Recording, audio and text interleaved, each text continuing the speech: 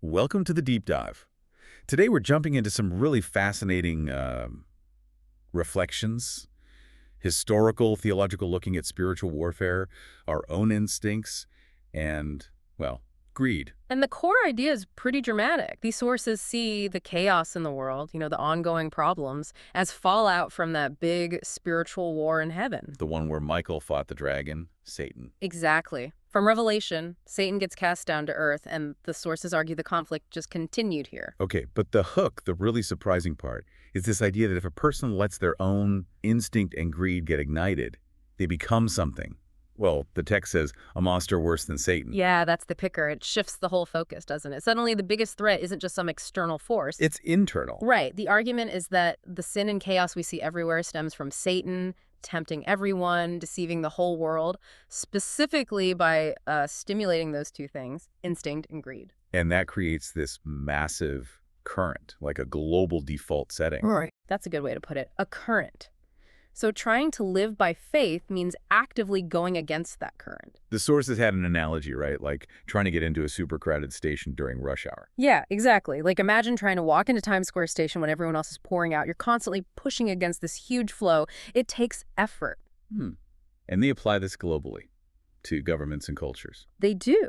They argue that any system, really, whether it's named explicitly in the material, like, say, North Korea, or specific structures mentioned within Islam, Hinduism, or Buddhism, if it's fundamentally built on satisfying those basic human instincts instead of, say, principles of faith, Then it ends up opposing people trying to live differently, oppressing the saints, as they put it. that's the claim. It's about the foundation. Is it instinct-driven or faith-driven? Okay, but wait.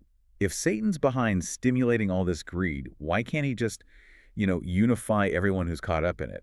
Make one big, efficient army. Ah, that's where it gets really interesting. It points to a limitation in Satan's own power, or maybe strategy. A limitation. Yeah, because greed, by its very nature, is self-serving. People driven purely by greed are always pursuing their own way, their own benefit. You can't really build a unified, stable team out of people who only want things for themselves. Right. Everyone's grabbing for the same piece. It's inherently unstable. Exactly. So maybe his strategy isn't total control. It's more like ignition. He just needs to light the fuse of someone's instinct and greed. And then step back. Because once that person's own will is fully engaged in pursuing self-interest, They become this self-propelling force. Uh-huh. And here's the paradox the sources point out. That person, driven by their own ignited greed, can end up doing things, achieving levels of, well, evil, that are actually worse than what Satan could manage just by direct manipulation. wow. The text calls that person a monster that neither God nor Satan nor any other being can stop. That's intense. It really is. It paints a picture of self-will running completely rampant. And this ties into the warnings about secularization, even within faith communities. This drift. Precisely. Flowing with that worldly current means you might start, tweaking the rules, editing the scriptures, ignoring the parts that challenge your own desires. Like the examples they give, Eli's sons, or Lot's daughters, acting out of their own immediate wants or fears. Exactly. Acting purely on instinct or corrupted desire, not on faith principles. So with this huge current pushing against faith, what about protection? Do the sources talk about that? They do. They affirm God's power, definitely. Yeah. They mention God binding evil spirits, referencing passages in Jude and 2 Peter about rebellious beings being held. And the idea that the spirits themselves fear God. The bottomless pit. Right. There's that account in Luke where the demons literally beg Jesus not to send them into the abyss. So there's a divine check on external evil forces. But it sounds like even with that divine check, the main day-to-day vulnerability is still internal. That seems to be the core message. The ultimate practical instruction isn't just about fighting external demons. It's about vigilance against Satan's tricks, yes.